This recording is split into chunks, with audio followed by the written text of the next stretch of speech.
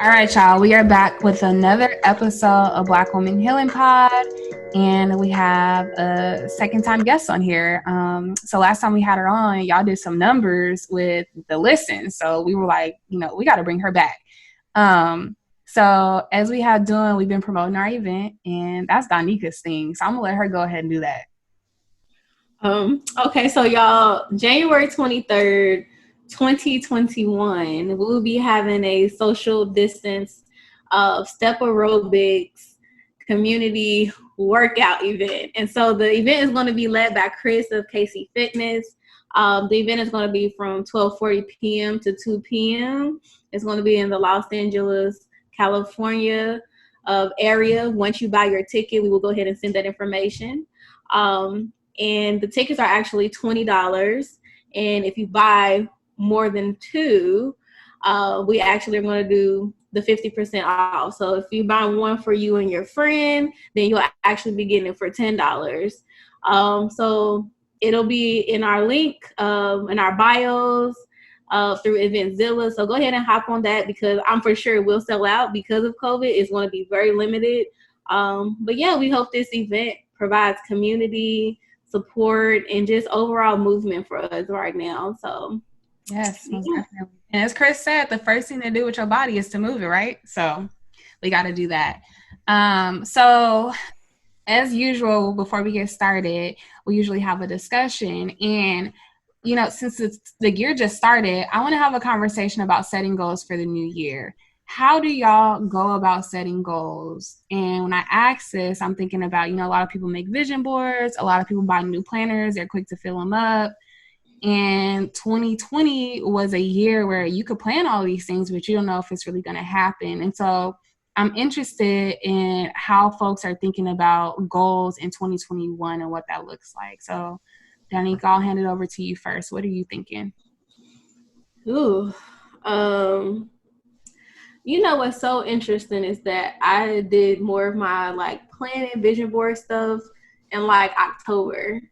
And I think it's just because I was just so eager to be looking forward to the future, I guess, in a positive way. Yeah. So now that we're here in 2021, I feel like I've already prepared for it, and setting goals.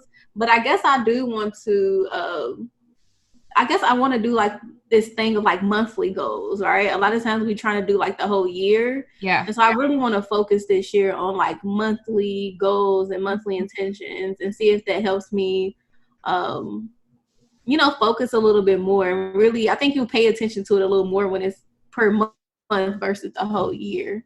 That's so interesting. What y'all think? That's so interesting, because my friend, she made a vision board, and then afterwards she was like, I don't just make a vision board, I break it down by the month. And I was like, what? And she was like, nobody does this, and that's why oftentimes people don't meet their goals. And I was like, okay, I'm sold, but you got to break it down for me. So what she said was, you get a dry erase board and you break down your categories. So typically you pick 3 or 4 categories. So whether it be mental health, physical health, career, side hustle. And once you break this down on your dry erase board, you talk about more detailed ways to reach that goal. So let's say, for example, your goal is to start an e-commerce business. So you write that goal for the month, and then you break it down on how you're going to do that. So let's say in January, you're like, I'm going to watch tutorials, I'm going to set up my LLC. And then you move over into February. In February, you're thinking about all your marketing tips for it. So you're really breaking down that goal further. And when she broke that down for me, I was like, everybody needs to be doing this. So I'm for sure doing it now. Right. Yes. Aisha, what you think? I take it depends on what type of goal it is. But the new year has never, it's a big deal to me because it's a big deal to my family. It's a big deal to the surrounding community. But my new year is really more like my birthday, if I'm being honest, because it's about me, right? This is my life. So, but I would say that I do a vision board for the year, and then I have quarterly visuals. This year I did a digital vision board in Canva, and I'm going to have it printed on a canvas.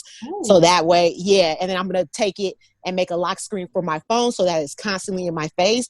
But I do little quarterly small vision boards And so like I can check in every 3 months to see where I'm at. And I'm trying to do more than just like having one big goal. But like focusing on the vehicles that get me to the goal. That's the goal. So if I want to own a house, then like, what do I need to have to own a house? And so I will kind of list out those things and then try to tackle some of those things off the list. Cause like, it's the vehicles that really get you to where you're going. So you just sparked a side hustle idea for me to tell you about. Why are you launching this as a class, selling it for $20? If people want further coaching, they'll pay the additional $50. You'll be their accountability partner. And the worksheet, if you can't afford all this, I'm selling you the worksheet for $10. You got the worksheet. But if you buy my bundle, you get me, you get the class, the video, and you also get the template, because people need this, and they for sure will pay for this. So yeah, just a random idea. And I see that. No, thank you. Because sometimes I just say like, well, every idea doesn't need to be a business, but you know what? I need to get out of that. So thank you for presenting that to me. I appreciate it. Yeah, for sure. Are you on Clubhouse? I am on Clubhouse. Yeah, I'm on Clubhouse. Yeah, you got to do it. You don't got to talk about Clubhouse. Just because you ain't on it. You got an iPhone. Is it Android? I got an Android. Okay. I literally saved my invite for her, and then only to realize she ain't got an iPhone. So what was I saving for?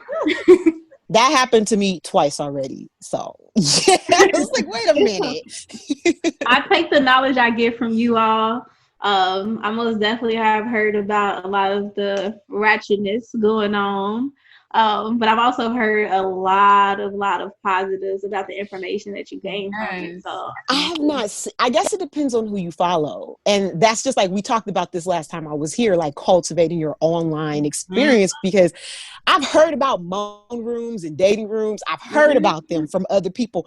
All I've seen was business, spirituality, and professional development, and some arts and entertainment in my hallway, as they call it. Yep. So this is just things that I've heard about. I haven't heard about the ratchetness yet. Yeah. I haven't seen it yet. What'd you say?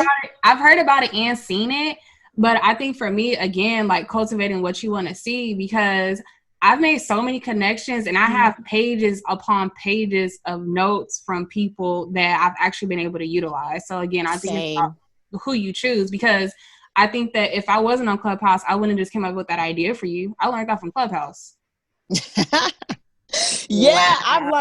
I've learned so much, and I can like genuine people. Like, I just want to help you because you're so awesome. And I'm like, thank you. Like, yeah, for sure. Okay, so I'm going to go ahead and introduce you, Aisha. So Aisha Murphy is a public relations and media professional. Blogging, copywriting, copy editing, podcasting, and live broadcasting are just a few of Aisha's areas of expertise. As a freelance consultant, Aisha helps smaller business entities create better content online. Murphy for Hire, new media consulting services help small businesses, small nonprofits, and micro-influencers develop and optimize their social media operations through content strategy and social media strategy. Aisha has helped to launch countless live video series, IGTV series, Facebook audio series, YouTube channels, podcasts, blogs, and businesses online. She is currently working in public affairs with the government. So, Aisha, you are officially our second time guest. And so I just want to take some time to thank you for like joining us on this ride, and also just being like a super great supporter. We appreciate you so much. Y'all, Aisha has like anything all the time. Anything that she does, anything that we do, she's there. And not only there, like the energy that she brings, she's just always so positive and uplifting, and like we really appreciate it. Mm-hmm. Well, I appreciate you guys, and I think I tell you guys that all the time. Like, I'm giving y'all what y'all are giving me. Mm-hmm. And I feel like that's all I've ever experienced from either one of you. And so I'm just so thankful to have you in this awesome community. in my life, and I just want to serve it as best as I can. Yes, for sure, for sure. Are you still doing all these things during? I gotta ask because I know a lot of people are looking for people to do all the things that you do. So are you still doing copywriting, copy editing, podcasting, live broadcasting, blogging, and vlogging? I gotta ask. I've slowed down a bit because I burnt out a little bit this year. I lost a lot of loved ones, and it started to even down to my best friend who from college who passed away just in December. Wow. And so I've just been taking time, and everybody's like, it's the pandemic, it's time to get the money. And I'm just like, oh no, I'm chilling. Oh yeah, I got so many people calling this the pandemic because they're making more money than they've ever made in their lives. And I'm doing pretty good too. And I'm just like, yeah, but it's a lot else going, a lot of other things going on. So I slowed down a bit, but I'm open to any opportunities that are open to me, if I'm being honest. Yeah. Thank you for being vulnerable and letting our listeners hear that and letting them hear a raw experience, because again, I've been seeing the same thing, and I've been that person that's not pushing that narrative, and I've been pushing from the other side of, if you got stuff going on, you do not need to be focused on no check. I've been also hearing a lot of people talking about, this is my first time hitting $1 million in 2020. Oh my gosh, like I can't wait for 2021. And I'm like, we got to be careful what we're putting out, because there are those people who are feeling like they should be doing those things too, but they can't because they have X, Y, and Z going on, and that is okay. Yeah, I would just say I think, and I'm not this genius. I saw it on a tweet from I can't remember her name. She's amazing. It's not coming to me, but she talked about our propensity to chase the bag, right, as Black people, because it's like if you watch Marani's Black Bottom, I know a lot of people didn't like it, but she said, the white people don't care for you, but they deal with you all right if you can make them a little money. And that's always been the perspective of like, okay, we're going to be equal in getting that paper. And I think that chasing the bag narrative, I get where it comes from, but like, are we healing the traumas? Like, what are we doing, people, to like help our community as a whole? Like, that's a whole nother episode, but it was on my heart. It's making me think about, y'all got to check out the NAP ministry, because the NAP ministry, they talk all day about how you got to take time for yourself. And this grind narrative that we're into, you sleep when you die, like we cannot continue to live like that, because what about your time here and enjoying your time and not so focused on this bag? Like, yeah, let's get to this bag, but honestly, if you smart, think about getting to the bag and not working too hard, because that's what I'd be doing if we being honest. Like, I ain't working that hard, but I'm getting to the bag. And you got to make time for yourself, and you got to make time for those pauses because they're needed. But that's another episode, like we said. So let's go ahead and get into, this is mental health related, and we are Black women talking about this stuff. So we got to make space for it. That's very important. But we also want to touch on our topic for today. Absolutely. Yeah. So if y'all follow Aisha, she is like really killing it with the goals and body positivity. Yes, like all goals holistically, like as she talks, not only just like mentally but like physically. Like her page is so motivating, and I want to say you might even have like a few pages, because I feel like I've ran into you. I have too. And so today we thought, like, January is always that month where everybody comes up, especially with fitness goals of like trying to get this summer body and all that stuff. So we thought it would be great to talk about like body positivity. So pretty much the last time we talked, and even us talking today with the social media and digital marketing, we talked about body image on the last episode and like the media and what that meant. But can you tell us about how you gained an interest in like commercial modeling and what this is meaning for you in today's time? Well, I gained an interest in commercial modeling a really long time ago. I have a cousin, her name is Tahara Carter. She has been an inspiration for me from since I was young. She's actually a commercial model. She acts in a lot of commercials, like from your Geico commercials to Coca-Cola commercials. You probably seen her before. It was like, oh, that's that Black lady. For a while, she was like I won't say token. I'm not going to put that on her, but you would see her a lot in those things. And she's always been very beautiful to me. And so I was interested in that, but I've always been a heavier person. And I didn't see a lot of people like me doing that. I was born in the 80s, so I'm older than a lot of y'all, both of y'all. So it's like, I didn't see a lot of people doing that look like me. Yeah, I saw some Black girls doing it, but they, fit into this body type that I never fit into. So I didn't think it was possible for me. So now as an adult in 2000, I want to say like early 2010, 2011, I'm starting to see the Ashley Grahams. I'm starting to see, Takara. I'm starting to see all these, Black women, well, Ashley Grahams not Black, but Black women that look like me starting to be more in that lane. And I was like, okay, I'm going to give it a try. So I haven't had the exact success to make myself a household name, but I'm still pursuing it. And I'm going to do me some modeling, whether you know me or not. I'm going to be out there doing it. Yes. You be modeling all the time. I remember when, for the Film Scholar means you always like, gotta have my lipstick or gotta have my gloss or whatever. So yeah.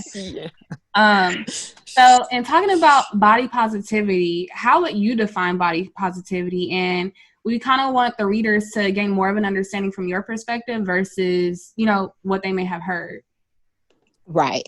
So the way that I define body positivity is fluid and it changes because as a movement in itself, right, it is a social movement. I'm not really happy with what it has become or how other people perceive it right now, especially as a Black woman. But at its core, it is positive. It has longer, deeper roots because people say it's this thing that just happened, but there are different ways to body positivity.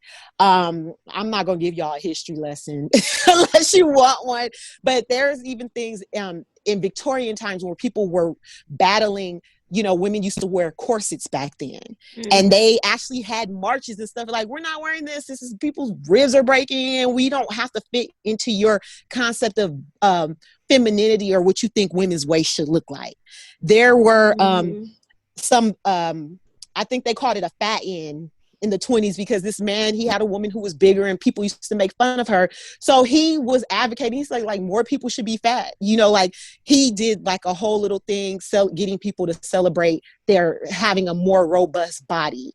And in other nations, the slim body was never the ideal body in nations on the continent. And when I say the continent, I mean Africa, where my people came from once upon a time. So this is, I guess, my problem with body positivity. While it is designed by definition to help accept bigger bodies, fat acceptance, it's I guess as a social movement, that's what it is geared around. To me, it's steeped in deconstructing Eurocentrism. And like, I'm past that now. Fine. Like we can deconstruct it all day, but like, it's not the standard. I don't care about it. I'm beautiful. And I think sometimes with body positivity, it becomes like this Band-Aid, but you're not really solving the problems. Like the issues of self-worth, the issues of confidence, like you're self-confident because you're fighting what people are saying about you, not because you're self-confident, And so I like, I call her doctor, but I don't think she got a PhD, but she a doctor to me. Her name is Sonia Renee Taylor. Find her on Instagram if you want to know more. Yeah. She is a Black woman. She is a fat Black woman. She owns that proudly. And she has this concept called radical self-love. Mm-hmm. And it speaks to me because she comes from a Black womanist, I guess, body positive perspective, where she is coming for white supremacy, Eurocentric standards, patriarchy, all at the same time. And so it's a lot less superficial than just, I'm gonna look cute in this. Since you guys don't like fat people, I'm gonna feign confidence. And it works at healing the trauma and the systems that set up all of these social constructs to begin with through radical self-love unapologetically. So I know that was a long answer, but like, yeah, that's why I don't really, like, I respect the body positive movement and what it started, but I think it's time to move past it. Yeah. That's a nice transition into how we want to navigate like this next question, because we were wanting to ask like what has been your experience in maintaining body positivity, or whatever word you might fit in, which word the word I'm thinking is just self-esteem and self-confidence in an age where, you know, on social media there's all these different ways that, well, not really all these different ways, everybody kind of looking the same, where everybody's kind of looking the same. Whereas times have changed, and it used to be we were supposed to look this way. So I think I'm just wanting to know, how do you being someone who is heavy into social media, how do you maintain positive self-image, and how do you maintain like high self-esteem? I'm sure it's not something all the time, but what ways do you do that? I definitely cultivate. I tend to my self-esteem, and I maintain that positivity around my body image by simply logging out if I need to. Sometimes you just gotta log out. Don't consume, any visual media. If you are having a really hard time accepting yourself, sometimes you just have to start by logging out. Yeah. And Sonia Renee Taylor, she's one of my people that I go to remind myself, because she creates a lot of videos. She has a book called The Body Is Not an Apology. I recommend anybody read that book. It's a guide to radical self-love. That book is changing my life. I'm like halfway through it right now. I remember that there's always an agenda. We talked about this last time I'm here. There are people who profit off of creating insecurities to make you feel like whatever they're selling is the answer to your problem. And so I remember that the concept of femininity, and what has been feminine, what is defined as feminine as a social construct, oftentimes is not created by women. We are not the ones, it's not ladylike. Like, we didn't come up, we uphold it sometimes, either knowingly or unknowingly, but we did not a lot of times create these things. Sometimes talking heads, men in advertising rooms created this where women weren't even allowed to be sometimes, or women were complicit in creating it because they knew it would sell to men. You know what I'm saying? So these are social constructs, should not exist. They're created to favor certain people and certain agendas. And like, that is probably a whole nother topic. So I have to remember that a lot of this stuff was never created for me anyway. It was created to uphold and celebrate somebody who is nothing like me. And so that, since it's a social construct, I can't try to bend myself to fit into that. I can't look like no shade to any of the Love and Hip Hop girls. I cannot look like them naturally. If I want to get the surgery, then that's my business. But if I don't, I'm not less valuable because of that. And so it's just answering certain lies that we tell ourselves with truths. Like, I still have value. I'm still beautiful. That is not the standard. And beauty standards change. That's the overarching thing, is every 50, 60, 70, 100 years, it's a new thing that people are going crazy about. I can make my beautiful is beautiful as long as I promote it and celebrate it. Not everybody is going to see it or acknowledge it, but you know what? I just have to be unapologetic about it. Those who are meant to see my light are going to see it. I don't know why, like, I feel like I have to ask you, and you might not even have an answer to this, but in all that you just said, I still have value. I am still beautiful. My beautiful is beautiful as long as I see it and celebrate it. Drop them affirmation gems for me. I know you got some. What are some go-to affirmations that you got? You have to have some. I feel like, okay, people are going to laugh at me, but I love dancing. So the one that I say every morning is written on my mirror in bright green. And I say, I am a pole slaying, waist whining, soca, Afrobeat dancing warrior queen. That is my thing. I love to wind my waist. I love to, I love diaspora dances. I love just learning about my people through dance and movement. And I don't put it a lot on social media. So a lot of people don't know that about me, but I've started to do it more on my fitness page. And like, a lot of my followers and my loved ones are like, yes, I'm like, they're telling me it makes them want to work out more. And I just feel like that energy it's energetic and magnet. Yeah, I'm so happy that it was on my spirit to ask you that, because I feel like being in front of the mirror and body movement, it does something for us. And I feel like we oftentimes don't realize because we're too embarrassed to dance. But no, dance by your damn self in front of the mirror. And I love what you said. I love that. Yes. As you continue talking about this, it makes me like want to move from, like you're talking about, like this body positivity kind of oversaturated narrative with the radical self-love one, and really gearing toward that expression. So thank you for that. And I most definitely, I know I follow Sonya on Instagram, but I didn't know this, it was a book. So I'm I'm gonna buy it.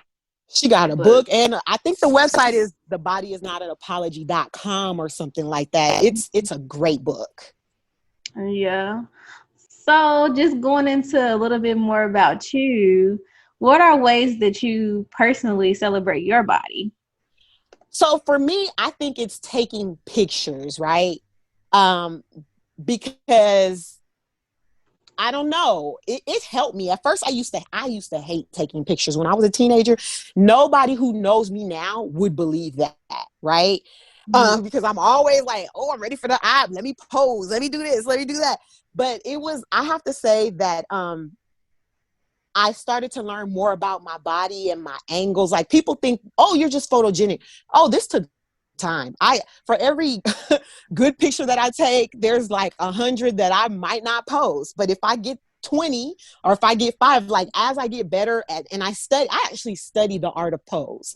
There's a book called Pose by The Art of Pose by Coco Roca, and she has thousands of poses in the book. Like, models, we study pose. We don't just wake up like this. And that's why some of the greatest models were dancers, because they would just dance kind of slowly while photographers just got them in frame, And so it's helped me. That's how I celebrate it. That and dancing, and by celebrating other people too, like giving other girls a yes, affirming them. That also does something for me as well too. Yes. So that's beautiful. The fact that you cheering somebody else on, or you giving another affirmation, actually celebrates your body in the same like token, So this question here, and I think it's always good to, talk about, sometimes the trials. So what are some things you do on your low days? Are those days you just, not having it to continue to strive for this body positive thought or this radical self-love that you've been working on? So I definitely have my low days. So on my low days, I continue my radical self-love by just casting lies straight to hell. That's the only way I know how to say it. I can't, like my mother says, I cast them to the pits of hell with truths. So when I say like, oh, I think for me, the biggest thing is I'm not like a 3 type of hair if you're into hair typing, which I'm learning not to get into that. So I don't have the 2 wavy, the 3 wavy. And I see like a lot of the models that they're picking nowadays, you have like this looser, wavier texture of hair. Mm-hmm. I guess I would be considered a 4 type. I have more kinks and coils than curls. And so for a long time, I would be like, when I would go to calls and stuff, I want to wear weaves and stuff, because I'm like, my natural hair is not what they're looking for. And I'm getting away from that. It's like, you're going to take these kinks and coils. And so I tell myself, like, when I say, oh, your hair is not what they're looking for, you need to texturize it, or whatever that might be, or you have too many rolls. I find something positive about myself Hmm. and I answer that lie with the truth. Like, okay, I might have extra rolls. What's wrong with that? Nothing's wrong with it. And guess what?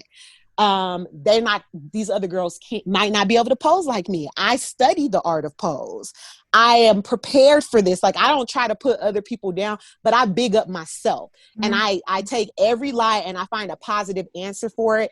And if it's something that's attacking me constantly, I will write it on my mirror so that it becomes a part of me and I see it every day, so that when that lie comes to me, I can immediately answer it with the truth. Okay, CBT, come through. I don't even know what that is. I just know that my internal dialogue, praise God, is getting better. And we just go say that it's getting better daily because I'm working on it.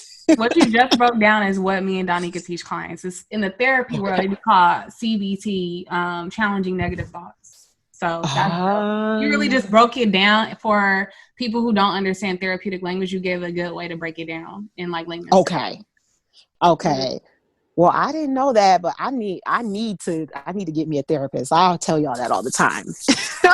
I'm working on it. Thank you. So, in all that you share, what are some takeaways you have for our listeners?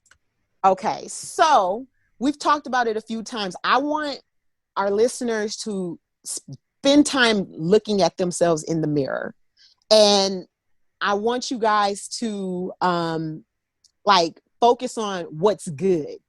Don't look at, because what happens is we'll look in the mirror and we'll see all that's bad. You're not allowed to do that. When you do this mirror session, I want you to take 5 minutes and look in the mirror, and all you can do is focus on the positive. You can only find one positive thing when you look at yourself. That's fine. No judgment. We're all at different levels in our journey to radical self-love. What I want you to do though is, if it's only one thing, I want you to think about what makes that one thing great, and just really focus on that. And then I'm going to give a second piece of the homework, because we talked about it a few times here. I want you to think about your 3 most negative thoughts, and I want you to write your truths down and do like standards. Like my mom, when I used to get in trouble, I would have to, I will not come home after the street lights are on like 1,000 times. I want you to don't write the lie that your mind is telling you down, because that's over, that's canceled. We're not doing that anymore. Write the truth down. Write it 3 times each. And I want you to, if you need to, if that lie is coming to you all the time, write it down in a mirror, make it the lock screen on your phone, your truth, make your positive truth, put it somewhere where you can see it all the time, and practice answering those lies with the truth. And I guess I'm giving y'all a lot of homework, because check out Sonia Renee Taylor if you want, if you really want to learn more about the power of radical self-love. Yeah. Thank you for all of that. I think from what I took from all of this is be gentle with yourself. Like, yes. Overall, in every area of life, literally. So thank you for that. Yes. I think the last thing I just want to say is, because I know a lot of people health. All right, y'all. I hope that you enjoyed our episode. Again, we hope that y'all will join us in reading Mama Didn't Raise This Woman next month by Njeri Maldonado. And I'll be posting on our Instagram so that it's easy for y'all to find. And Donika's going to share with y'all a little bit about our event. Yeah, so it's me again talking about the event. So we're having this event January 23rd, 2021. It's going to be in the Los Angeles, California area, and it's going to be led by Chris of KC Fitness. Tickets are $20. If you buy one for you and someone else, you get them for $10. And yeah, it's going to be a vibe. It's going to be a good time. Get your workout, get some community while social distancing. It's most definitely what we're going for this year. So yeah, go ahead and buy those tickets. Nice. And thank y'all for tuning into this week's episode. Be sure to like, comment, and subscribe on all the platforms. And thank y'all again.